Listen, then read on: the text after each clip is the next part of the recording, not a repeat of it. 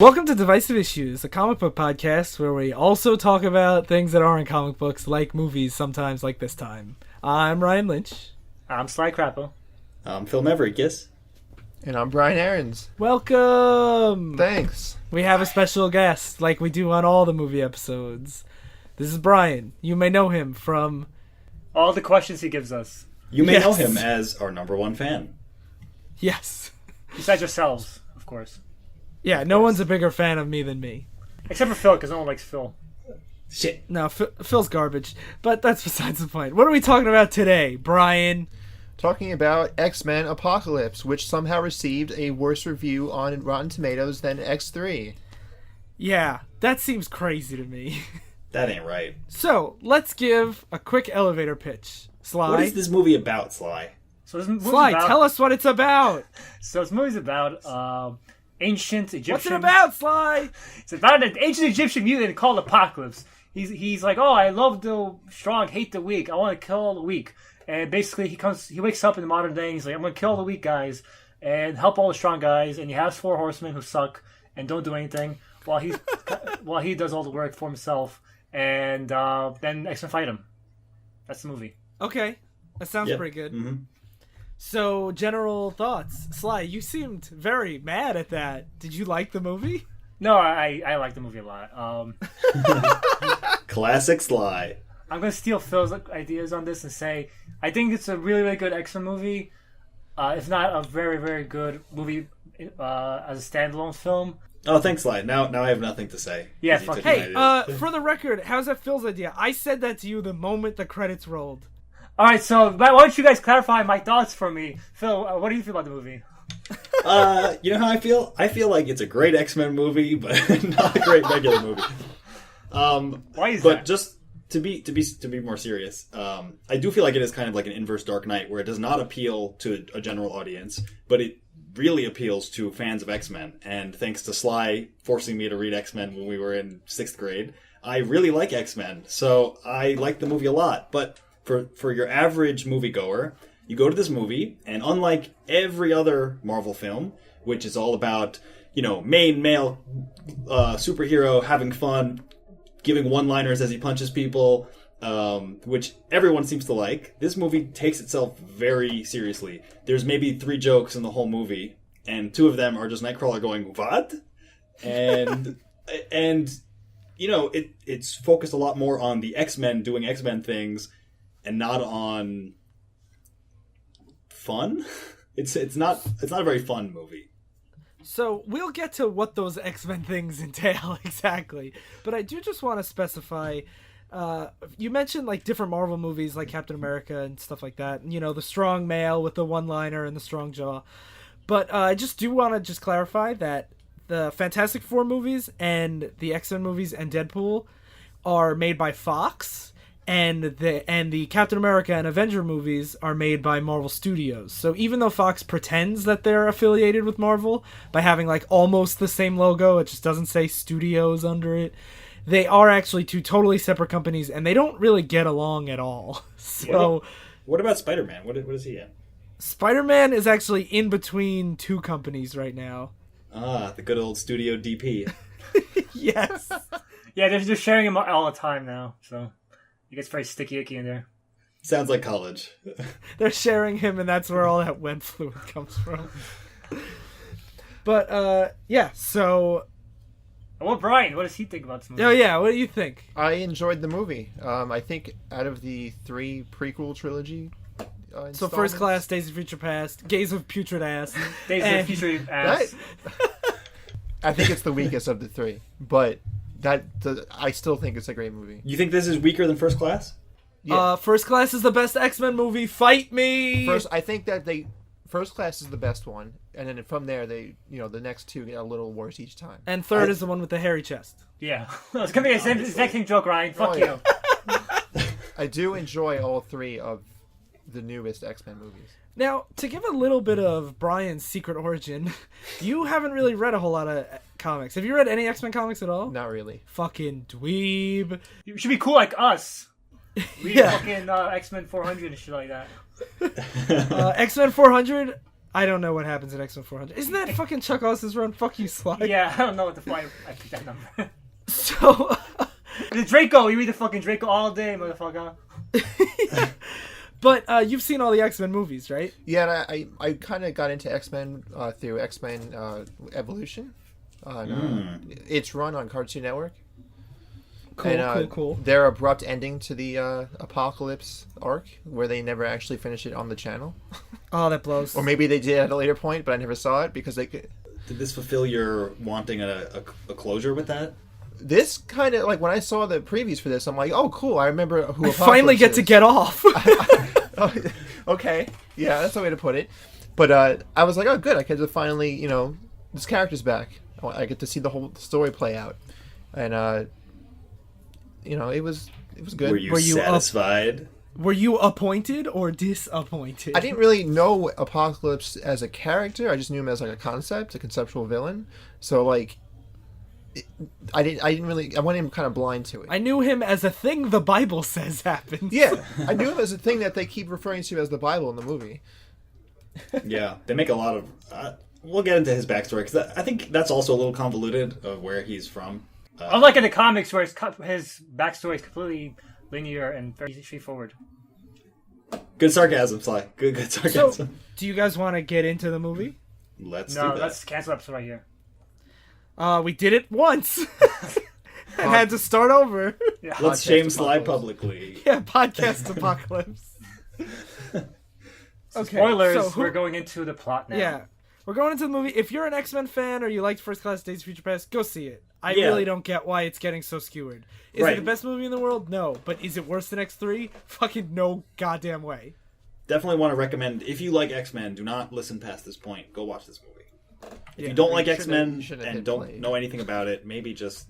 Maybe they'll listen to the podcast and just leave because we don't want your business. If you don't know who the X-Men are, then kudos to you that you listen to a podcast about comic books and you've never heard of the X-Men. I got to this episode. How'd you find us? Like, are we on a porn site somewhere? What? What? Is this an ad? Why is that your first? I don't know. I couldn't think Did of you any find other us? place Did you find us linked in a Spider-Man DP fanfic? You should put a survey at the end of your podcast. How did you hear about us? Yeah. So the movie opens up with Apocalypse. He's a guy from ancient Egypt. He has 4 horsemen who are his right hand men. The And movie opens in ancient Egypt. yeah. And 3600 BC. Yeah. But yeah, Apocalypse is ancient Egypt guy. He has 4 horsemen, and he basically gets new bodies periodically. He swaps bodies with people, and he swaps bodies with Oscar Isaac, who is Poe Dameron from Star Wars. Very charming. Yeah. So Also, think the horsemen never have horses in the movie, by the way. Yeah, none of the horsemen have any horses. Bullshit. But so he gets a new body. But as he's getting the new body, people in Egypt are like, "Fuck this guy! He's gonna kill us all. We have to kill him." And they basically trap his body under. They explode the pyramid he's in, and they trap his body under the pyramid. They basically set up the world's largest game of mousetrap. Yeah, I do not understand that. How? And they How did that happen? Because the pyramid didn't just collapse; it fell into a hole that was built there. Like they built a tunnel for this pyramid to fall in. I guess all the workers planned that out in advance. For stones to hit? Yeah, they set up this giant Rube Gold Rube Goldberg. An Osiris Ra Goldberg machine, I guess. And it nobody none of the slave drivers noticed that they built this collapsible pyramid. Well, I think the slave drivers knew it. I think they were the ones in on it. Some of them, at least. It was it did seem like very organized coup. Like they were giving hand signals to each other as they all hammered the right columns and closed the doors at the same time, and then they had assassins. They were also And then they were death to the false god, and then, They were standing on really, really far away places of the pyramid, and they were just raising 2 fingers, and then a guy 100 miles away is like, oh shit, it's time to knock down this cage. It was a very, very long scene, too. And I feel like this action scene actually transitions into another. The first 15 minutes of the movie are just shit exploding. And you don't know who anyone is. This is one thing that I think I really wanted to point out about the movie pretty early, is there are a lot of scenes that I was like, this looks so cool. And then about a minute or 2 minutes in, I'm like, wait, this cool looking thing has been going on long enough that I have to question, wait, what the fuck is happening? Yeah.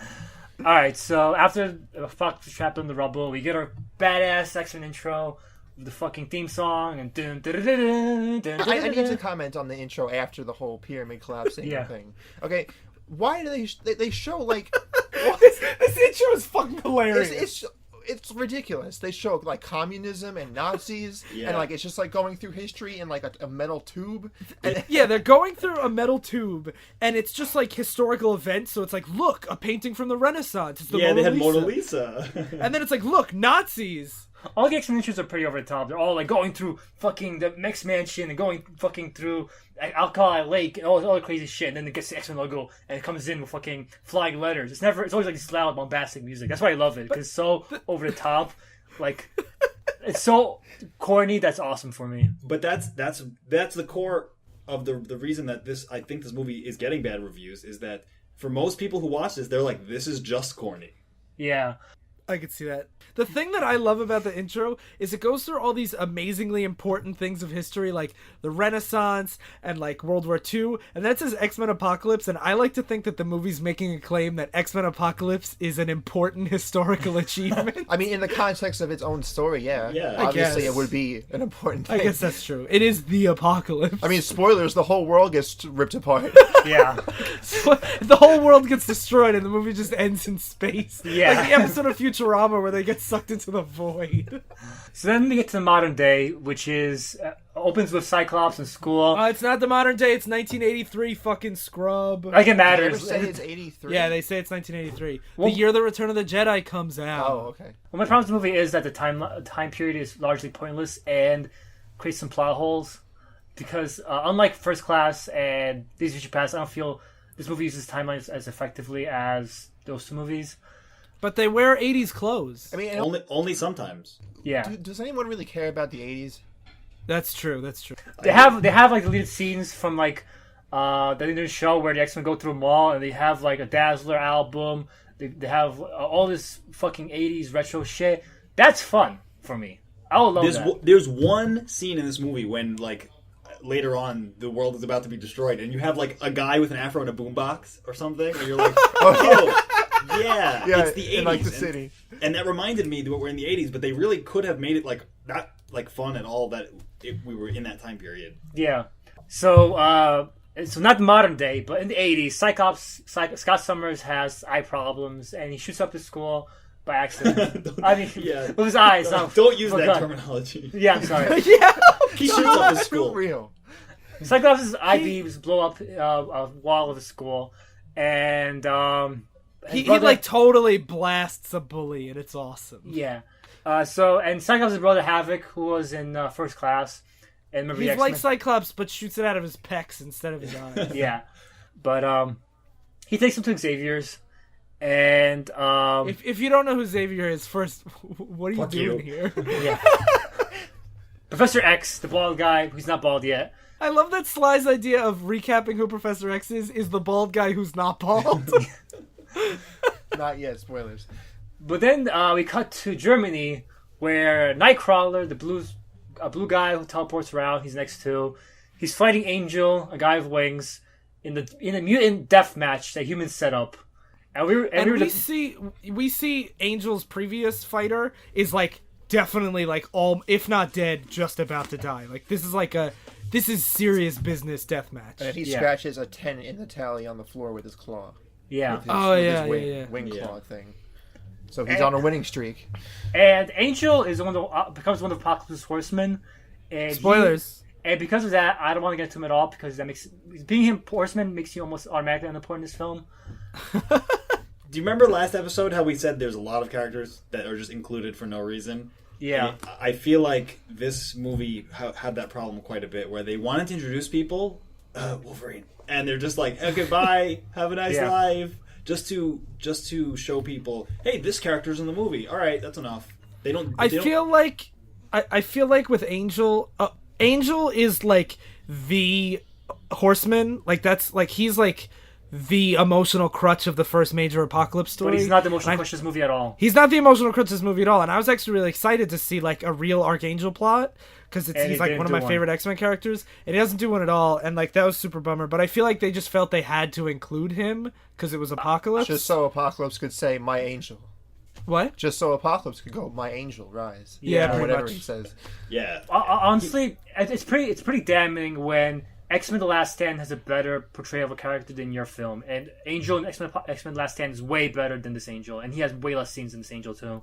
I mean, this Angel That's has one true. line in the movie. He says, Yeah. "They're gonna kill us if we don't fight. Fight me!" And then he never talks again. No, he talks again when Apocalypse first talks to him. Yeah. He tells him to piss off. And or he whatever. throws vodka at him. Yeah, just like Bryan.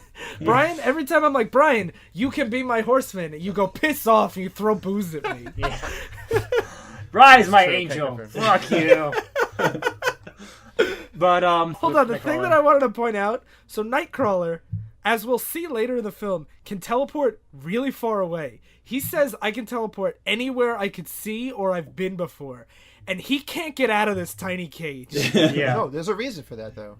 There's an electric field around it. That he could teleport through electric fields. No, in this movie, according to this movie's plot, he can't. Oh shit, they mentioned that later. Yeah. Yeah, in in The movie's consistent. Holy Fuck. shit. Fuck. Fuck. But he Bryan, does seem you're to right. be, when he gets thrown out of the cage or whatever he's in, he does seem to be erratically like zapping, teleporting where he doesn't want to. I think he's like, in shock or beaten up or something. He's scared. That's right just away. what he does though. Every time he fight, because he can't really fight. So when he gets into a fight, he just he panics and he teleports all around the. We call it bamfing in the comic world. Badass motherfucker.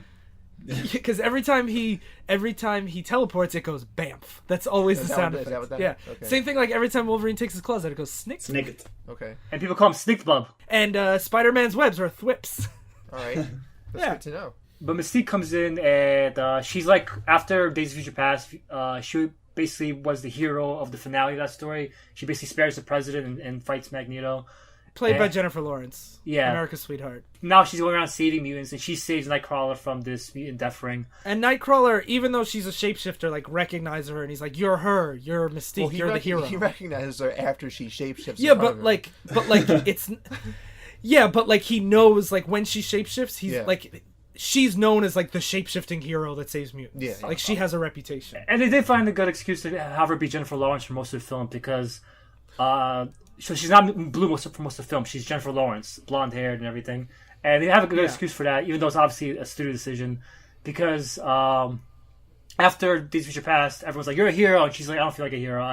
I'm not," because she's always been like a morally ambiguous character. So she's like, "I don't feel like a hero. Don't call me that. I want to be this other person's blonde chick. I want to be Jennifer Lawrence instead." Yeah, and the studio's like, Jennifer Lawrence costs a lot of money to put in a movie now. We're not gonna have her look like someone else the whole time and have another actor play her. Yeah, I think even though they do have an excuse, it does come off as weird because she keeps saying throughout the movie, we have to show who we truly are, as she's someone else. Well, she says it at the end, like, even though I would keep saying that, but I have to do it myself. Like, she says at the end, like, I have to do it myself now. I can't be this blonde chick anymore. The studio's letting me transform. And she knows that if she stays blue, everyone's gonna look up to her as a hero, and she wants to just be like an incredibly attractive woman just running through the world. Beating up people and saving mutants. So while this is all happening, Moira McTaggart, which was Charles Xavier's CIA girlfriend in First Class, he mind wiped her at the end of First Class. She's investigating Apocalypse, and she finds a cult of Apocalypse worshippers, and they she sneaks into the underground area where these guys are worshipping what appears to be a glowing object, and it's activated because she leaves the door open and the sun gets in. They've never thought like to expose this thing to sunlight, or it never got exposed to sunlight. I don't know. They only worship at night. They're vampires. But it You wasn't didn't at catch night. that It subplot? wasn't at night. They've never entered and been like, "Oh, the sun just hit this thing and never activated before." It had to be her. It's very dumb. weird and It's coincidental. dumb. yeah. So as he wakes up, he teleports and creates a big shockwave around the world. And Magneto was in Poland, doing some very bad Polish attempts. What are Polish attempts? Like, I feel like you're setting up a racist joke. Attempts at Polish. His accent. Accent? Yeah, He exactly. basically has gone into living in solitude, Yeah. away from Not really solitude. not so much solitude, but like not in the mainstream society. Like he's in a small village. They basically took the scene from Pacific Rim where he's like in a factory and then they come and get him and they're like, you need to be part of this movie. Yeah. And they do the same thing where he is like, he has a fake name, he's working in a factory, and he has a wife and daughter. Yeah. And I bet everyone who saw the movie knew exactly what was going to happen. Yeah, they die. Babby died. the most lucky, That'd be unlucky arrow shot ever. Yeah, Yeah, he oh, saves... That's another this. What I was saying to you guys before about how this movie is really good as an X-Men movie, but there's so many plot things that are just dumb. Like, coincidental. yeah, like more than coincidental. Like the plot would not have progressed if not for this random coincidence. Like, Okay, I so love just so very quickly, what happens is there's a problem at the factory. Magneto saves him using his powers, and people see it and basically immediately tell the police this is that wanted mutant who attacked the president like 10 years ago, and the police somehow sneak into his house and take his daughter without him noticing. I think she was outside playing with that reindeer that she's in love with. or Okay, whatever. so Magneto's daughter has powers. Yeah. She can commune with animals in some fashion, and that's shown early on. Yeah, and the reason why the reason I actually think this scene's pretty well done, aside from the crazy one thing that happens, but Magneto was telling his daughter about his parents and said they were taken away from me, and it's, he sees the numbers on his arm and it's because he was, in a concentration camp as a kid. And then when the police officers come to take Magneto away, she says, like, you said they wouldn't take you away from me. Like, basically, he's giving himself up, and she sees the parallelism between when he was in a concentration camp and what's happening now. And that's when she flips out, and her powers are, like, make birds really mad. I think she can manipulate animals to do whatever. Animal empathy or something like that.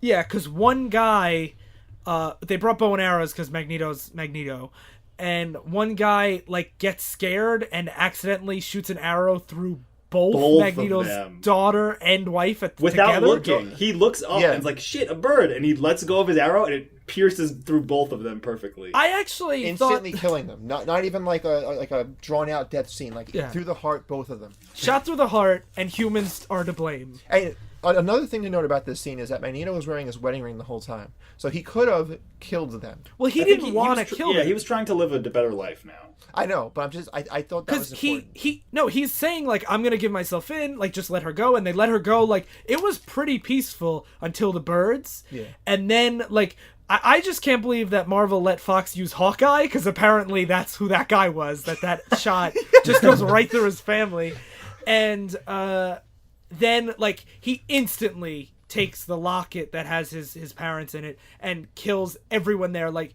it shows how easily Magneto could have killed them, and just how, like, he was trying to stay peaceful and not be a murderer. And he basically has the realization, like, I'm a murderer. This is who I will always be. Murder everyone. He's like, I've tried this. I tried doing it the nice way. Yeah, it's not working. Yeah, it's an X-Men movie, so Magneto has to try to be a hero and then be a bad guy, because that's every X-Men movie. I thought that scene was actually kind of touching, but then when he looks at the sky and he's like, "Why?" I was like, "Is this what I am? Is this what you want from me?" Well, to be fair, like, you might find that cheesy, but he is Jewish. And, like, is that hard to believe a Jewish character would do that? I had a conversation with someone I saw the movie with about that scene. I had a conversation with God about, what do you want from me? And she thought that scene was kind of silly, and it is a little silly. But like you're saying, like, if he's Jewish and he's trying to live a good life, like, he's screaming at God because God's testing him. I think you mean Yahweh. Well, that's the Bryan. thing is when Apocalypse shows up and he's like, "I've also been called Elohim." Shouldn't he have been like, "Wait, that's God from the Bible"? Well, that's true. this guy is like a god figure to, like, supposedly other people, so it might not be crazy that he views him as a god figure too. Yeah, that's true. That's true. Maybe. Either way, this is a scene that I felt was done very well for the most part, but it's so the plot itself is so cliched that, like, I've seen this so many times that, like, in a bubble, I think the scene would be pretty effective. But as soon as we met his family, I was like, okay, I know exactly what's gonna happen. I could pace this and it just felt very by the numbers. You know Yeah. who else is in a bubble for half the movie? Apocalypse, whenever he moves anywhere. Oh yeah, he is always in that big bubble. That's when he uses the power of Ivan Ooze to travel around. Yeah. Okay, so what happens next? So after that, while the shockwave is happening from Apocalypse, also Jean is getting a nightmare about the end of the world, and she's So sitting in a room. Jean is played by Sophie Turner, Sansa Stark, and she is a telepath. If you're not super familiar with X-Men canon, she was played by that lady whose name I don't remember in the original trilogy. Famke Janssen. Yeah. Whatever. Fucking the woman from Men in Black 2. What a of course. Oh yeah, no, Iconic movie. Am I the only one who thought Sophie Turner? This movie made me think: is she a bad actress? That's ironic because when I watched Game of Thrones, I thought she was a bad actress, and this movie made me finally view her as a good actress. Really? Yeah, I agree. So I'm fuck on you, Sly's Phil. side here. I believe the opposite of what you believe. I didn't think she was a bad actress in Game of Thrones either, especially now. But I think her character was just really shitty in Game of Thrones. But that's a different story. That's what the problem I always had, because I always thought she was very stiff and like she didn't deliver, like even as like, oh, I love Joffrey, oh, he's my angel. I thought like when she delivered those lines, I never believed it. Like she felt like she was acting. I am acting like I love. Wait, Joffrey. you didn't? She You was didn't think? acting, though. You didn't feel She like was that in lying. this? No, I felt like she felt very. I organic actually in thought this she film. did a great job. I really did not like her actress or Scott Summers. At all. Really, Ty Sheridan? They're Yeah, I thought they both Fuck did. you, they're man. my He was they're awesome. my favorite parts of the movie. Yeah, I wow. hated the delivery of their lines. So Phil just hates actors. Okay, so that's good to I know. don't hate actors. Yeah. No, but Ty Sheridan and Sophie Turner, my two favorite things, and you're like, oh, fuck them. Fuck those Okay, guys. Okay. I think Professor X and Magneto are amazing actors. I don't hate actors. I like how Phil takes that jab so seriously. I don't hate them. Is this the first time, Phil, that you've been called out for having a totally super big giant generalization opinion by Sly? Yes. Well, I mean, in this podcast, yeah. In life, it's like my 100th time. All right, so I want to get to this. Why do you find their acting bad? I found, especially Sophie Turner's. You know, Scott Summers not so much. He's an annoying teenager, but you know what? But why is he annoying? is. Why is he annoying? Yeah. Because every scene he's in until later on when he finally like nuts up. Early on, he's just like, "This is so lame. I don't want to be at school. I want to go to the mall. Let's go. Let's blow this place. Doesn't anyone have a car we can drive?" He does that one time in Yeah, one scene. Also, I mean, that doesn't make him a bad actor. That's the character. He's like a little asshole. That's why I'm saying for him, you know what? He is supposed to be an annoying teenager, so I can get behind that. But I felt like Sophie Turner's lines were very forced. I did not like her delivery of them. I felt like she actually plays a better passive character like she does in Game of Thrones than she did as an active character in this movie. I feel the opposite. I feel like the Game of Thrones really, until maybe season 4 onwards is different, but I really felt playing like a damsel in distress type. I really think really constricted what she was capable as an actress. But that's my opinion. I mean, if you've been watching Game of Thrones lately, she's Wait, amazing. don't say- and she's not. Yeah, don't say anything. Okay, I'm just saying. She's amazing. But anyway, we can't spoil Game of Thrones on our X-Men episode. Not spoiling anything. She's amazing. Okay, so I guess Phil hates actors, and we love all actors. Established. Yeah. Yeah. Okay, so yeah, Jean is having a nightmare where she sees the end of the world, and it's happening as Apocalypse is waking up. And obviously, she's a very powerful telepath who can't control her powers, and Professor X is helping her. Yes. Right? That's basically the whole I mean, thing. she has like visions of things burning. Yeah, and everyone in the school is terrified of her, Yeah. apparently. And this is why I like Cyclops in the beginning, because they have like a mutual situation where both of them are like outcasts and they were never popular with anyone, because everyone hates and fears them, like X-Men are supposed to be hated and feared. Yeah. And they're like the only ones in the school that everyone hates and fears, even though the mutants hate and fear them. That's why I like them a lot in this movie, because I felt like this is one of the first times in the X-Men cinematic universe that I've really felt like these people really are struggling in our society, where when you look at like Hugh Jackman, yeah, he has like a rage issue, but like he's not an outcast, he's a beautiful man. You look at like James McAvoy and Michael Fassbender in First Class, like they're charming. Like McAvoy's rich. Yeah, like I feel like Jean and Scott were the first, and Nightcrawler too, were the first time that I really felt like they were outcasts. Yeah. And I think that's what the X-Men's all about. I agree with that. By the way, I don't dislike didn't dislike the characters at all. I just hate all actors. You just hate them in real life. Okay. You don't hate their fictional counterparts. You just hate them personally. Are you one of those people who can't tell the difference between the actor and the character? You're gonna throw shit at them on the streets, Phil? Yeah, I'm gonna find them and I'm gonna hurt them. So, next actor that Phil hates is Storm. Because Storm is running around in Egypt, stealing shit, using her powers to distract people. When She's not a good thief. Doing a terrible job. Hey guys, Yeah. there's lightning, and they're like, "What?" And she's like, "I stole your stuff," and they're like, "I see you doing it." Yeah, like she very, very easily gets captured. yeah. Well, luckily for her, Apocalypse bails her out with his sand controlling powers. He's San Nito. Yeah. But yeah, Yeah, San Nito. I think that was meant to like basically portray that she's just learning how to use her powers. No, the powers part she was good with. She summons like a sandstorm in the middle of a crowded It was circle. a pretty shitty sandstorm. Okay, but like then she's just like, hey, there's sand, and then she goes right in front of a guy and just takes a basket, like steal food She or takes something. money and then a Yeah, basket, which that was basket. dumb. Yeah, but like I thought she was supposed to be like an Aladdin type. No, But she's like terrible. first of all, she doesn't have a little monkey, so she's not Aladdin because There's no genie either. I'm glad that you know that. Well, Apocalypse is basically her genie. Yeah. So now Apocalypse goes and saves Storm, right? Yeah, he saves Storm with his sand needle powers. And then she takes him back to her place. And uses her TV to find out about the world. And What a great lucky that thing. needs to be explained a little bit. What? Okay, so no, he no, basically- it doesn't need to be What? explained. It makes perfect sense. You just learn everything on TV. Yeah, that's how I grew up. Okay, So like we did when we were, children, we just went up to the TV, we touched it, and we knew all of history at once. That's I not would what he like- did. I That's really what I do all like the to time. think- I really like to think that he absorbed a bunch of 80s cartoons, and that's why throughout the movie he constantly uses the word smurf in everyday sentences. I love too how he's just like, Don't if you confuse watch the all audience. TV, you can just learn everything. Like every documentary about everything is on right now. I just got everything. Yeah. I Okay, don't know. here's the thing about Apocalypse in this movie. Even he has all the powers. He has plot powers. Whatever he has to be able to do, he does. And they hand wave it by saying like, "Oh well, he lived for thousands of years and he kept joining new bodies and then adding new powers to his arsenal. And every time he joined a new body, he would get their powers. But like, he really can do anything." What he seemingly can't do is what he wants to do, and that's why this is a movie. Yeah. But yeah, he looks through TV, finds out about that Russia and America are superpowers, and he's like, superpowers, Yeah, which is- superpower.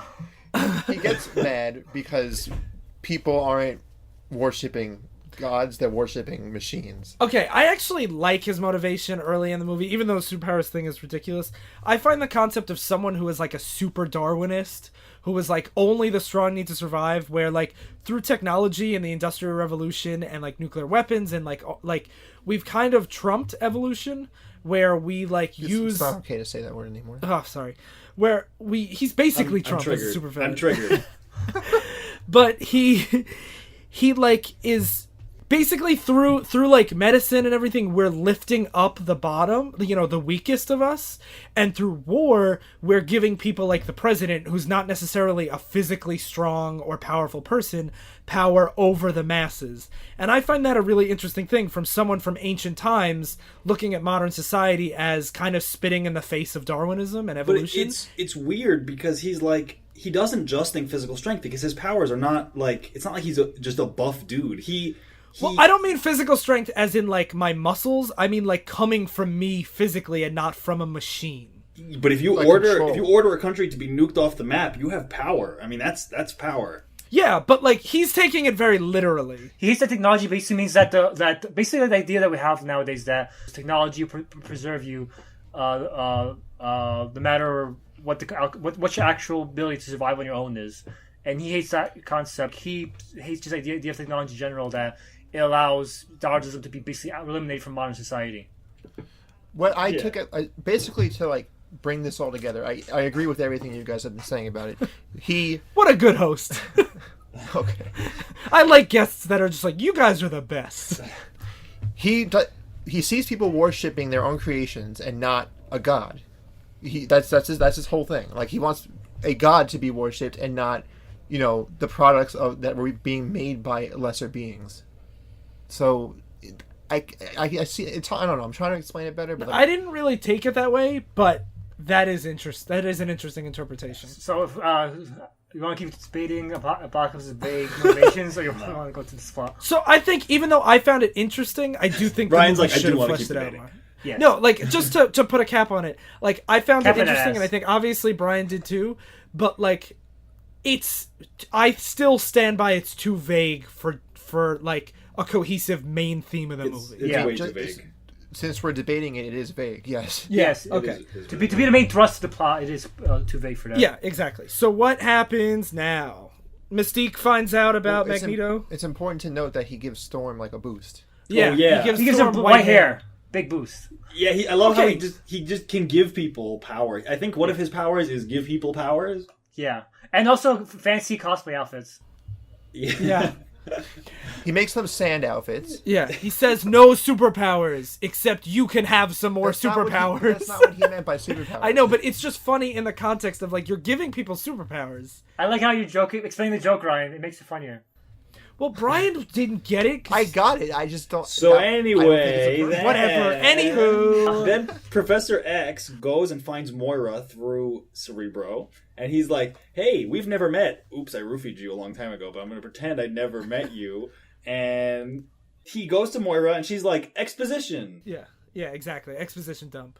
I gotta tell you, his name was Apocalypse." And they're like, "Four horsemen, like the Bible." And he's like, "Or maybe the Bible got it from him. Maybe he's really old." And they're like, "Wow, could that be?" And she just basically says she tells us what the intro was. Like, Yeah. she tells that to Professor Yeah. X. Yeah. Yeah.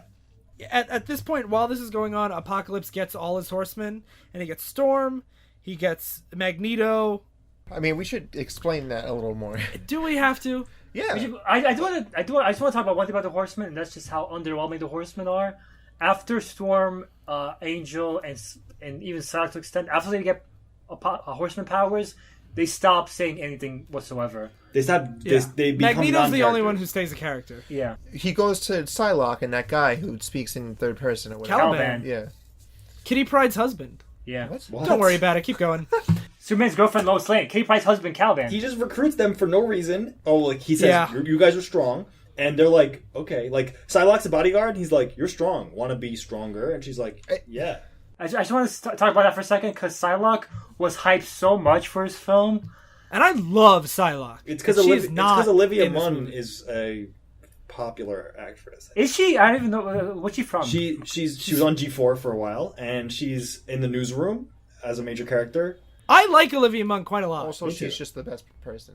She's great. So She's keep this very in mind. pretty. She turned down Deadpool before this movie because she said, "I don't want to do Deadpool because I don't want to be down with the stress and do nothing in the entire film. I want to play an actual character." So she picked Psylocke. And think about that for a second. She's not a damsel in Yeah. distress, but she's not a character either. Also, the character in Deadpool, the girlfriend Deadpool, was way better as an overall character than Psylocke in general. Oh yeah. Yeah, absolutely. I don't think she wanted to be like a figure. I don't think she wants to be a girlfriend. I think she wants to be like a character. But like, I want to be Apocalypse's side chick. Yeah. yeah, Basically, it seems pretty arbitrary how Apocalypse picks up his four horsemen. oh yeah, is. it's It is. totally He arbitrary. just sees Because them. like she's like, I know where you can get strong mutants, and then he's like, okay, and then what do they go right to Magneto, right? No, they go to Angel first. And like, here's Oh, a yeah. guy with Yeah, wings. th- That's super powerful. Yeah, Yeah. they go to this guy won 10 whole fights. Yeah, this guy won 10 fights in a row. And now he has broken I like- wings, so he can't fight anyone whatsoever. Yeah, and then they go to Magneto, and Magneto thinks that they're like heroes trying to save the people he's about to Magneto murder. is about to kill all of the people in the factory that he worked in because one of them told the police about his powers. Yeah, and Magneto's like, "Don't think you could stop me." And Apocalypse like laughs and snaps his fingers, and everyone instantly And dies. he's San-Nitos them. He does he does what Magneto would have done to them. Yeah. Yeah, And here's my problem with Apocalypse, more so than his motivation. I find he looks kind of goofy. Like, in some scenes he looks fine, but like, in scenes like the factory scene, he teleports in and it looks like 4 cosplayers just walked in. okay. Like- I think Apocalypse looks really cool when it's like these big grandiose scenes. When he's just standing in a room, he does look like a Power It's Ranger. because Yeah. this movie has all these characters that work really well as a comic, and then when you try to make it real life action, it stands out. It stands out because it doesn't look That right. scene the scenes that Sly mentioned is the first scene where you see Psylocke in her silly comic book costume. Yeah. So that that definitely is like what are you wearing? I would argue Phil's point because I do think comic book costumes can work on film. It's just how you frame it. And like one problem with Apocalypse in general is that he's way too short. He's like shorter than Magneto. So it's like this guy, this blue guy, instead of being like this fucking mountain like he is in the comic, it's just this blue guy talking to a guy who's taller than him, and he looks kind of goofy. Yeah, usually in the comics he's like 8 feet tall. Well, if you want to be historically accurate here, people were shorter in the past. Yeah, but he was a god. Yeah. Also, is this movie historically accurate? Is that what you're saying? Okay, come on. You can have a touch of realism. Why? Why make it? That's the realism they're going for. Apocalypse is the average height. Only Of tall an ancient people, Egyptian. Only tall people can be Apocalypse. Wait, is that why he wants to be a god? He has a Napoleon complex. But like I honestly think I think in Civil War they had costumes. I never feel like they stood out too much in regular civilian scenes. It's just how you frame it, and I feel like Bryan Singer frames him in such a realistic looking setting sometimes with realistic looking people around him. It looks like cosplayers sometimes. When he's at the top of like a dust storm pyramid, it looks cool. When he's in a factory on concrete, he looks like a dope. Yeah. It's the same reason that when the Dark Knight movies were coming out, what it was, Christopher Nolan was like, I don't want to put in goofier characters, and then puts in Bane anyway. But when you have such a you say Bane's goofy, Phil? I heard a darkness. You think the darkness is right? It's like when you're trying to take yourself so seriously and have the setting be so dark, and then you have a green little man walk around and be like, I'm a Smurf. You know what Smurfs are, Phil, do you? Green little men. I do know, but He also, Martians. Smurfs and Apocalypse are blue. I don't know. We keep saying he's green. all right. So we need to move on. So okay, the whole movie's set up now. The pacing of the movie, the first part is very slow, and I actually like the gradual build up, but it flies through the rest, I think. Yeah. So let's do the same. Okay. So he has his 4 horsemen now, and he's giving them like sand armor, right? Is that where we're at? Yeah. Mystique has shown up at the X Mansion with Nightcrawler and told Professor X about what happened to Magneto. Yeah. And Professor X says, I gotta use Cerebro and contact Magneto. Yeah. And and tell him not to go murder everyone because they killed his family. Yeah. So he contacts Magneto while he's in the room with Apocalypse, and Apocalypse is like, "What?" He can tell. So he goes, "Thanks for letting me in," and he basically hacks Cerebro, which allows him to hack every person on the planet. Yeah. And have them launch all of the nukes in every country into space. Yeah. And yeah, I think the scene's pretty cool. and he does one of the probably the best line in the whole movie, which And what is that, Brian? if I'm probably gonna not say this exactly as it is, but he basically does a Tower of Babel thing. He's like, you can climb the Tower of Babel and You can throw spears from the Tower of Babel, and you will never strike God. And while he's giving this speech, it's like you see everyone's eyes go black on all the nuclear subs. You see people panicking in war rooms around the world. And it's every country that has nukes in the world is just launching them into space. People are panicking as they see these nukes happening, like as they're flying through the air. I think the scene explained can sound lame, but the execution is really, really good. Yeah, it's pretty high stakes. Although again, he doesn't have telepathy, but he's like, "Are you talking to him telepathically? I'm talking to him. I'm everywhere now." Like, how does he do that? He has all the powers. But he doesn't have all the powers because he says, "I need one power, telepathy." Yeah, he needs telepathy. He doesn't have telepathy. No. I guess he has. We might have technopathy where he control technology, so he controlled Cerebro. No, but Oh yeah, because of all that technology they had in ancient Egypt. I think he has telepathy. He just doesn't have like Charles Xavier level telepathy or like Jean Grey level. But he takes over. But if you use the explanation, how is he possessing Xavier to possess everyone else? Like. I just took it as Cerebro has such a long reach that he basically opened the door that Apocalypse walked in, and Apocalypse wants to be able to open the door himself. But no one else can walk in the door when they're Cerebroed. But they don't have plot powers. Also, he can control like He basically can like, take control over. sand. How does he not get it? He controls sand, yes, but he also seems to be able to control mutants for at least a short I duration. think Apocalypse's powers are just as vague as his motivations, and I think that's all we need to say. Yeah. Okay, all right. he can do what he needs to do for the plot. Yeah. So now, after he disarms all the nukes, he basically just shows up right outside Cerebro, and he's just like, "Hey guys, what's up, LOL?"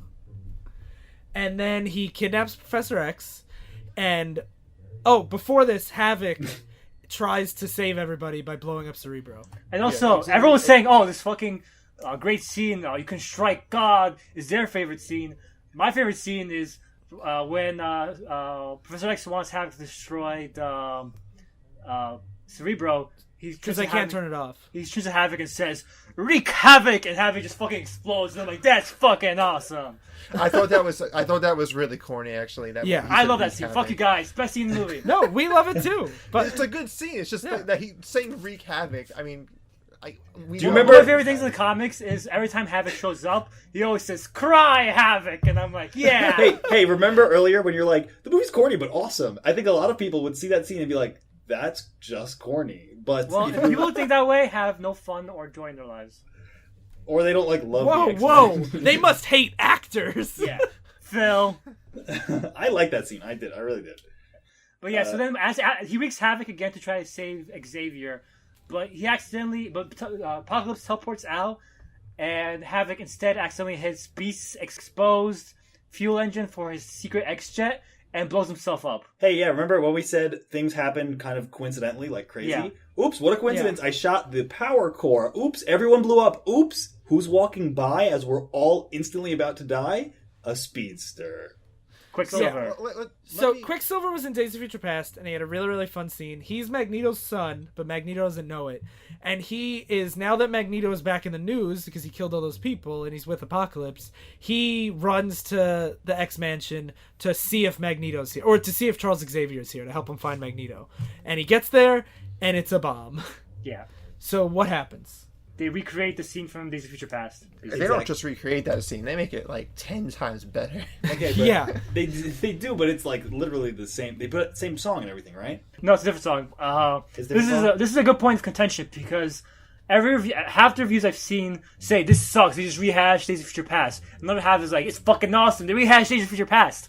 I loved it personally. This is also the most fun scene in the whole movie, and I thought it was such a cool idea the way they did it in Days of Future Past, and I feel like this was just like a bigger scope version of that. And normally I would agree that it's derivative, but in a movie this dark, having a couple minutes of just really, really fun, even nostalgic to a level based on Days of Future Past, I got really into, and I thought it broke them. This was like the really nice halfway point of the movie, in my opinion, where it took a break from the big motivation and like the big plot, and I actually really enjoyed what they did with it.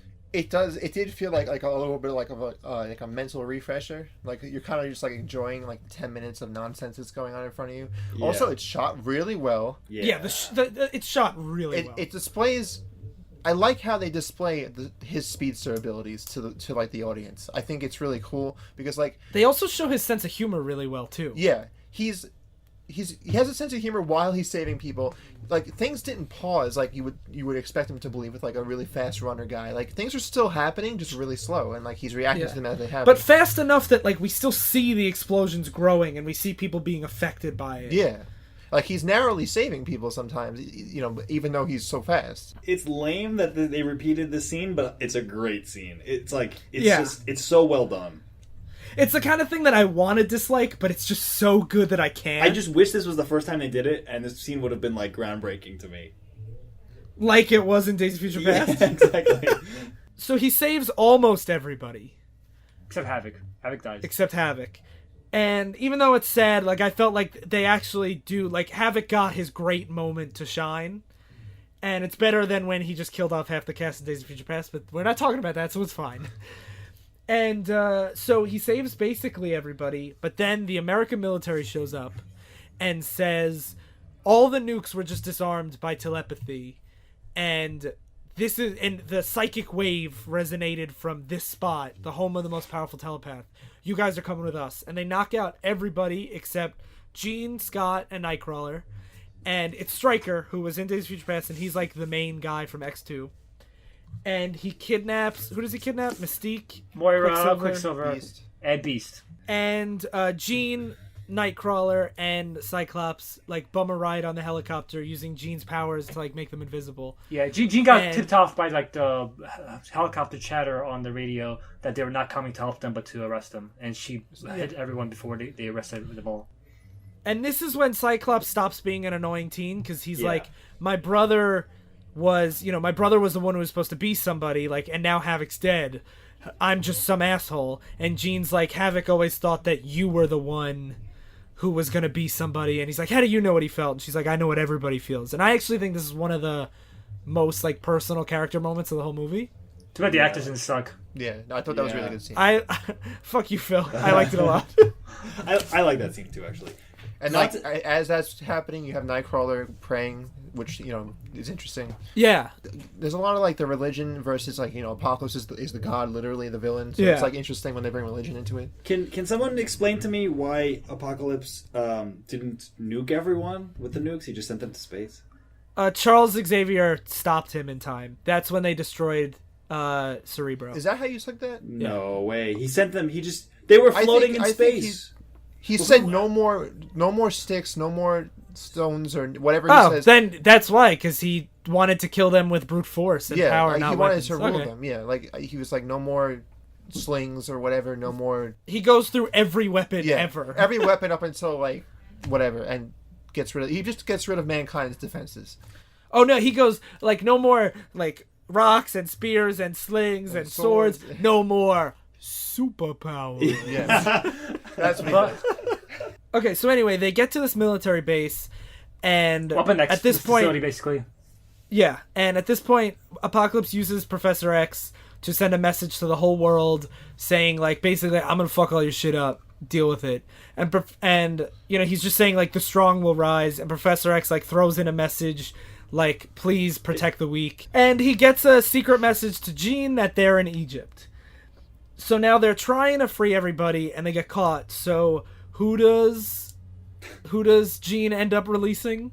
Wolverine. Time for a cameo. I'm Hugh Jackman. I appreciated that they didn't make him the focus of the movie like they did with Days of Future Past, Yeah. where he was playing pretty much Kitty Pryde's role Yeah. in that story. I actually complain about how Wolverine is shoved in everyone's face all the time, and I actually really like this scene. Me I thought too. it was really cool. Because I was thinking to myself, like, right when they got to that base, I'm like, are they going to do this? Are they going to do that? And they did, and I was like, okay. So they I'm okay release with it. him, but it's pre-X1 Wolverine, so he's like a berserk monster, and he kills everybody, and then goes to run away, and Jean like gives him a piece of himself, a couple scattered memories, gives him his name, Logan, back, and then he like shows a little bit more human and runs away. Yeah. And I thought this was a really cool like way to show Weapon X and like pre-X-Men Wolverine, But- and I actually really liked it. From a movie perspective, is it good to introduce a character for 5 minutes who is like a fan favorite just to kill people and then run off into the sunset? In a standalone film, no.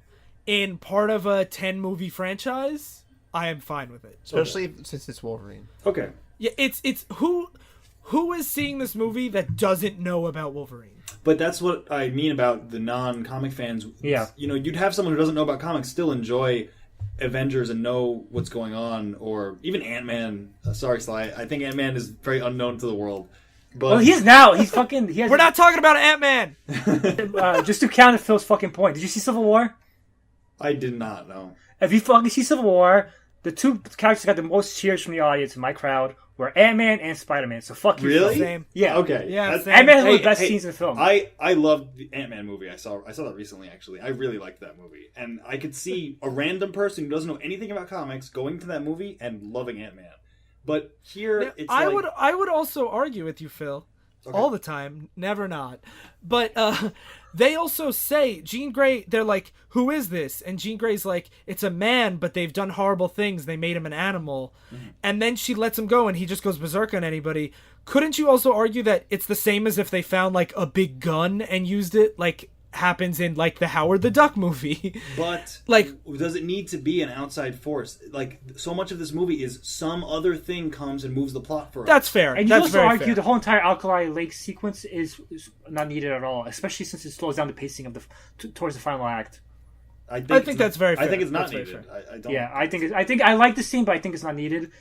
And I Yeah, do- you could cut this whole It's thing definitely out. not needed. Yeah, Yeah. but like it's like the Quicksilver scene in a way where it's thrown in there for the audience. Yeah. Yeah, it's totally unnecessary, but I really enjoyed it when it was happening. I do want to bring up one thing, and this is very indicative of Bryan Singer and Fox's mentality towards Wolverine. This is why I think this is my favorite X-Men movie, and not by I don't know what term to use. Like extra circumstances came in and caused it to be this way. But basically, what Bryan Singer and Simon Kinberg and Fox wanted to happen was Wolverine gets free from Weapon X, and he basically takes Mystique's role. He becomes the X-Men's field leader. And the only reason they didn't do that was because they said if we do that, then Jennifer Lawrence won't have anything to do and be wasting Jennifer Lawrence. And that sums up every single X-Men movie. Whenever they had a chance to make Wolverine the center of the stage and take other people's roles, they would have. And the only reason they didn't in this case was because it was Jennifer Lawrence, another big actor. And that's why these films have always been annoying to me in that fashion. I agree. That's one of the reasons why this stands out so much is because it's such a more balanced plot. Yeah. Like character-wise. But anyway, so what is Apocalypse doing at this point, Sly? He made up. He goes to the Egyptian city where they found him, and he's like, "I want this to be the start of a new civilization. Now it will be." And he basically makes a new pyramid using all the houses from the people in the city and their cars and stuff. He's like a car He bender. just sands up the place. He Yeah. sands up the place. No, but he sands things that are not sand, like cars. He turns things into sand. Yeah. Yeah, So at this point, he's building this giant castle, and while we're watching it, castle Ariel you mean turns to me- pyramid? Well, but it's got like big It's spike the towers. it's the boss battle room. Yeah, Yeah. it's the boss battle room. It really is. And Ariel turned to me and she goes, "We're gonna build the highest castle walls and the biggest pyramids, and we're gonna make the humans pay for it." And I really, really enjoyed that. He's basically building an obnoxiously large pyramid for no reason. Yeah, he's like, the pyramid, that was kind of like the pinnacle of design. I'm just going to make a bunch of those. Because he doesn't just make one. He actually just makes more pyramids. He's like, the Great Pyramids are not enough. I'm going to make a bunch. And this is a giant scene of like endless debris and like Magneto's rearranging all the metal on the planet. It's not destruction porn. Yeah, it's lots of destruction porn. Yeah, this movie this movie does a lot of long shots of debris floating through the air. Yeah. And I think it's a fault of this movie because I think a really good movie because like a movie like Man of Steel would just have people fucking screaming and running and horror and lots of shit breaking. But I think a really good movie is something like The Dark Knight where it personalizes the people in danger, like the people on the boat and stuff like that. And I think that's what a really good superhero movie does. It personalizes the people in danger. While in this film, a lot of it is just disaster porn. It's not like it's a problem a lot of superhero movies have, but it is a problem. I feel. They just show definitely. boats flipping that you don't know if there's anyone on it. You don't care if there is. You're just like, They cut to the same bridge 3 times. Of a bridge getting like broken apart. Like it's the same bridge. Remember in X3 the bridge? No. He moves a bridge to get his team to the final fight in X3. Magneto. So I felt like they were like teasing that point a little bit. I guess. They're like, "Hey, you guys remember the bridge? Oh, it's just the bridge." They're teasing all the bridge fans from X3, all that big fan base. Because that scene was ridiculous in the other movie, in X3. Come on. So basically, I mean, this whole third act is really just like lots of disaster porn while the X-Men are in a new jet with new flight suits and they're coming to stop They them. took the flight suits from Weapon X and Weapon X. Quicksilver and Mystique go to talk to Magneto to try to get him to stop, and meanwhile, Nightcrawler is trying to stop Professor X, to stop Apocalypse from taking over Professor X's body. We didn't mention that at all. That he was going to. I want to kind of go over that whole thing because. Okay, so Apocalypse plans to put himself into Professor Xavier's body so he can take his power and then sexy. Yeah, and then use that power to literally be everybody, like the Master from Doctor Who. Yeah. So, for some reason, he puts an entrance to this place that he needs no one to get into. That's a really good point. It's like Bowser. Bowser puts, I'll leave the key outside. He's really vulnerable while he's doing this whole process, but he makes an entrance. But nonetheless, Nightcrawler is going in there with his teleportation and looking for him, and he's like, "I can't find him. It's like a labyrinth in here." And then Angel is like, "Yo, I'm here now," and he swoops in, and they start fighting each other. So just basically the whole rest of the movie is just everybody fighting. Yeah. There's really not much that happens until like all this fighting is done, so we can kind of just skip this. The fighting looks real cool. Don't get me wrong. It's cool to But see it an doesn't X-Men matter. fight where they have multiple powers being used against one villain, which is my favorite part about X-Men. And I wanted like Heroes to be like that, and never was, where you have like a team using their powers in conjunction. Yeah. And this movie actually has a really cool fight scene like that. I agree. Like to me, X-Men is like that whole team dynamic where you have such unique powers working in cohesion. This is what I mentioned earlier with the by the end of the movie, they're just really fluid together as a team. Yeah. Lots of fluids. Lots of fluids. Yes. Lots of Spider-Man. But so yeah, if the fight, they're all fighting in separate little like one-on-one, two-on-two fights. And The Horsemen don't say anything basically, or become interesting. Angel dies, and Apocalypse just brushes him off as a waste. Yeah. He goes, Angel is a waste. He pretty much he's like what do you see? What does he say? Like This is useless. useless, and Angel's dead. And Great character. Nightcrawler actually saves Professor X, but then the plane gets crashed. He's also bald. The plane gets crashed. He's bald. bald as hell. Whenever you merge with Apocalypse, you get bald. And because he was like half merged, so his hair fell off, but that's it. Yeah. So now you have the X-Men and Professor X like hiding out while Mystique and Quicksilver try to fight Apocalypse, and they just get totally owned. Well, Quicksilver has this cool little thing there where he beats the shit out of him for a little while. He like knocks him around a little, but he doesn't like damage and him then at all. Apocalypse just breaks his leg. Yeah, and he's like, fuck you. And basically he has Mystique by the throat, and he says, I'm going to kill Mystique unless Charles lets me take over his brain. And Professor X is, obviously he cares about Mystique, so he opens up the connection, and he thinks he's going to be able to, like, mind fight Apocalypse. They have the mind, the classic mind I battle love from the this. comics. And then he comes in and he says, "You're in my house now, bitch!" And he punches Apocalypse right in the face. It's such a cool scene. I always wanted them to have I loved in the comics when Professor X would mind battle people and they would be like fighting in like a dimension. Yeah, I find that awesome. I always find it really cool. But in this case, he starts owning Apocalypse, but then Apocalypse is like, "Oh, I get how this works now," and then he just starts smacking down Xavier and growing like 10 times his size. And like, and the rest of the team, while this fight's going on, the rest of the team are trying to fight Apocalypse. Like, Magneto turns good because Mystique reminds him that he still has a family. I actually really like this scene, by the way. Magneto drops 2 steel beams forming an X in front of Xavier. It's so corny. Yeah, but it's so super awesome. corny, but I love it. I took it as X-Men, not Xavier. It is but it is like X-Men, but it's like instead of being like my friend's about to die, let me throw a metal beam. He's like, but first, check who we are. X-Men. That's fucking awesome. Fuck you. I will not hear not any other words. crazy. If that, to make an X like stopping his path. How about you hit him with the beam? He doesn't see you yet. Well, he also hits him with a bunch of beams. Yeah. Later, he's like, oh, now that you've seen me, I'm gonna push metal into your force field. All right, so Phil's a fucking killjoy. He's gonna fucking destroy himself. It's awesome. It's super cornball, but it's awesome. It's corny, but so awesome. Anyway, at the same time, Storm sees that Mystique is standing up against Apocalypse and realizes that, like... She takes forever to realize. She does take forever.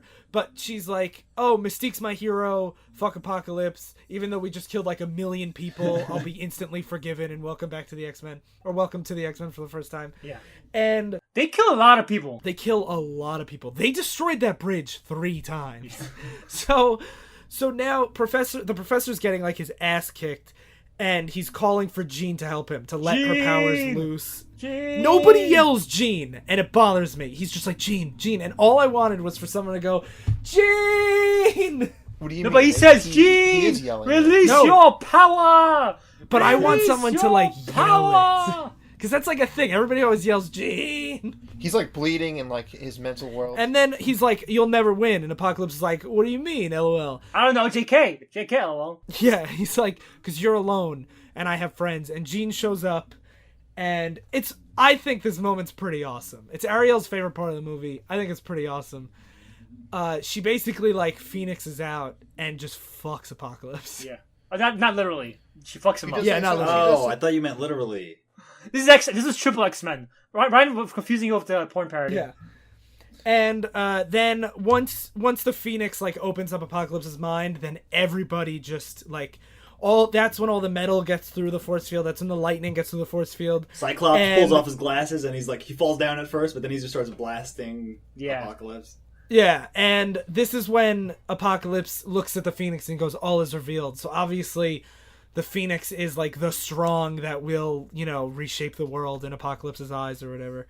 And then everyone's happy because Only 1 million people died. yeah, only a whole lot of people. Oh yeah, it's established that it's not like they were just blowing up structures. Like Magneto's actually destroying the world from the ocean core. Like all these scientists are like, yeah, it seems like the ocean floor is rising and the world will be destroyed soon. So Everything since the Bronze Age is going to be destroyed. Yeah. There's no way Magneto didn't kill like at least 100,000 people. And Professor X is like, oh, you lovable scamp, go on, you. Get And out of here. that's my main flaw with the movie is that Magneto and Storm kill so many people, and then it cuts to Magneto and Jean rebuilding the X-Mansion, and everyone's just like, that makes what up a for great it. dude. Yeah. Yeah, and Storm's like, I think I'll hang out here for a while. And like, it's what? The world interprets Magneto as being like the guy who helped fight off the main threat, so he kind of just rides with that. Yeah, and like and everyone's okay with that. Yeah. But what's weird is how many of the Horsemen were just mindlessly okay, I'm on your side. Except Magneto, he had a reason. And then they just all turn on him and they're like, wait, I shouldn't kill all of humanity after I've been doing it. To justify a little bit, they are supposed to be outcasts of society, they're people that humans have mistreated. And Angel is a guy who was in the fucking death match, has his wings fucked up. Now he's useless in that regard too. Storm was a fucking thief in the streets of Cairo. They should have done a lot more. Magneto's the only one who got a really good treatment of that because actually Apocalypse brings him to Auschwitz and he's like, look what people did. That's not a problem with this movie. It's a problem. I feel like Magneto's arc didn't really need to be in this film at all. I feel like his arc could have been given to give the other Horsemen more development. I understand why, because it's Fassbender, and because you want to have him in there, and he's a good actor, and it's a good arc. But I feel like they're retreading ground. He loses another family again, and now he has to get revenge again. And it just feels like and the fact that he gets so much more development than all the other Horsemen, I feel like it's more of the problem all the X-Men films have, where the biggest actors get the most screen time, even if they don't necessarily need it to develop the characters further. Yeah. I think that's fair. Yeah. So basically, the only other thing that happens is you get a scene of Mystique training the new generation of X-Men, which is Quicksilver, Jean, Nightcrawler, and Cyclops, and they have really sweet new costumes. Very, very comic-y costumes. They're really They're in the danger room. Yeah, they're in the danger room fighting holograms of Sentinels and stuff. I know they're And real it's like Sentinels. They're real fucking Sentinels. They looked real to me. Well, I mean, but yeah, they're hard light. Whatever. Not important. Not gonna kill them. Yeah, they're not gonna kill him. As far as you know, this is the last X-Men movie, Ryan. Yeah, it's a very X-Men look to the future, look at this new team, and that ending made me feel pretty fucking cool. Yeah. And you see Professor X with his traditional look of no hair. Yeah, and he's in the suit instead of the super laid back, more hippie Professor Xavier. Yeah. And that ends the movie. And Magneto leaves the mansion. He's like, can I convince you? Professor X is like, can I convince you to stay? And he's like, you could if you really wanted to because you telepathy. But then he's like, okay. In case the audience forgot what you do. And he's like, peace, I'll see you later. And we don't know where he goes. I don't want to rag on this too much because I keep ragging on Magneto's arc too much. But I also hate that because the reason why he turns on Apocalypse is because he realizes I have a family. It's the X-Men. I want to go back to them. I betrayed them. Now he's like, fuck you, X-Men. I'm leaving again. It's also implied that there's a pretty long amount of time in between those two scenes. Of him coming back and rebuilding the mansion. I'm sick of you already. And him leaving. I can't. I like you in theory, but I can't stand on being around you too long, and he leaves. Yeah, basically. If you really want to look into it, he's probably afraid of losing another family, so he leaves. No, but he's smiley about it. But that's not important. And to be fair, it's probably like Wolverine. Wolverine doesn't hang around the X-Men either, but he likes the X-Men in general. He doesn't sticking around, but he likes being with the X-Men. Yeah. Okay. So, final judgments. Was it a good movie, a good bad movie, or a bad movie? I'm not going to say it was a good bad movie. It was a good movie. Yeah, I thought it was. I really enjoyed it. Yeah. What about you guys? Good movie. I think as the end of a trilogy, there was too much retreaded ground. I mean, we just said Magneto's backstory. We have the Quicksilver scene redone. A lot of stuff is just redone or underdeveloped for the end of a trilogy. Yeah. But it's a great movie. I think, especially if you're an X-Men fan, this movie is really good. Yeah. Cool. What about you, Sly? Like I can indicate a lot of times, there's corny stuff in this movie, but if you're an X-Men fan, unless you're Phil, you're all for that shit. You're all for it. I liked it. I said it's corny, and to many audiences, this is not going to appeal to them. Yeah, that's fair. That's another thing that's fair. This is not going to change your mind, but if you're into this with an open mind and you want to like the movie, you will probably like the movie. And you have to be into over the top corny stuff sometimes. Like I love giant robots and stuff like that in movies. I think it's corny sometimes, but it's awesome. This movie has a lot of corny but awesome stuff. I walked in to see an X-Men movie, not like a romantic thriller. You know, like it is what it is. It doesn't transcend the genre like a lot of the recent Marvel films has, but it's a very solid film in the genre. I agree. I think that if this movie came out like years ago, it would not get the hatred that it gets now. Like totally. I think it's way better than X1. Like X1, I feel X1 feels a lot less like a superhero movie and it has a lot more goofy, unintentionally funny scenes in it. Yeah, I agree. So I just want to remind everybody to rate and review us on iTunes. If you have any questions, at Divisive Issues on Twitter, Divisive Issues the Facebook page, and divisiveissues@gmail.com, all that stuff. Also, by the time this airs, I'm pretty sure we'll have passed 1,000 plays. So thank you guys. This is awesome. Cool. It's weird recording this with Bryan in the room because usually I'm just talking into a microphone and now I'm looking right in Bryan's soul. I'm watching you look at him. Don't do that. Never forget, I hate all actors. So if we ever do another movie, I'll hate them all. Yeah. Okay, so final segment is recommendations. Bryan, recommend something. It could be anything. It could be anything. It could be. Sometimes we try to do things that are like this. If you didn't like this, what does this better? Or if you did like this, what's related? I know. I think Sly recommended X-Men Evolution in the past. You can recommend it again. That's fine. But that's what drew me into X-Men as a teenager, and I really think it's a great show. So check it out. Yeah, and also, in my opinion, it does the best Apocalypse out of all X-Men media, even better than this film. I didn't see. That's where I got up to. And I recommend you watch the fourth and final season. I don't know where it got cut off for you, but the fourth and final season is pretty cool. So even without having seen the whole thing, I do recommend that. What about you, Sly? I would recommend a big event from the 90s called X-Men Age of Apocalypse, which was an event where Professor X's son goes back in time to try to stop, basically kill Magneto before he becomes Magneto. He's like, I don't want him to be the fucking evil bad guy he is in the future. And basically when he goes back to when him and Professor X are friends, and Professor X sacrificed himself to save Magneto's life. And in this reality, he basically creates a new timeline where, in this reality, Magneto, to honor Professor X's memory, becomes leader of the X-Men. But when the Apocalypse comes around, the X-Men he trains aren't suited to defeat Apocalypse. So when Apocalypse rises, the X-Men fail and Apocalypse takes over the world.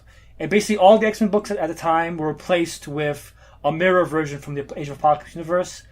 And not only is it probably the best Apocalypse comic story, but also some of the different stories within that period of time are some of the best X-Men stories I've ever read. I highly recommend you read the whole entire thing. I agree. It's real good. I'm going to recommend Rick Remender's Uncanny X-Force. It plays with the concept of Apocalypse in really, really cool ways. If you want to know why I really love Archangel or Psylocke, this is the story for both of them. And it's great. And also Deadpool's really great in it. So there's that. And also Age of Apocalypse comes into that too. Yes, it is. It does have a pretty great sequel to Age of Apocalypse. What about you, Phil? So I would, if I was... I'm going to try to not recommend comics most of the time. To be Why is that? The non-comic fan. I hate comics. But for I hate comics and I hate actors. But surprisingly, okay with comic actors. Except Sophie Turner. And so there are, for the comics, I think there's, Dark Phoenix Saga. I don't know what issue that is. You guys would know better than me, but it's one of my favorite X-Men comics that I've read. And for a non-comic recommendation, X-Men Legends, the video game. You played that? Yeah. That's pretty cool. And it's like we've been talking about. What makes the X-Men fun is the team aspect. It's kind of like an action RPG where it's all about building your team and putting all your points into focus if you're Cyclops. So it's fun to build the team, have them work together, level them up. It's a good experience, and it gets you time to play with the different X-Men, to play with them. Just to explain Phil's in joke, when we first played this together, I said, "Oh, you should probably have points to focus when you're Cyclops." And so Sly always has shit attack, shit defense, but he just uses I-beams and murders everyone. And I've never lived that down ever since. But really, it's a good strategy, I think. Final twist: Sly was right. Yeah, what a twist indeed. I'll never admit it. Okay, so thank you guys. We've been Divisive Issues. I'm Ryan Lynch. I'm Sly Crappa. I'm Phil Mavrikis. I'm Bryan Aarons. Stay in continuity.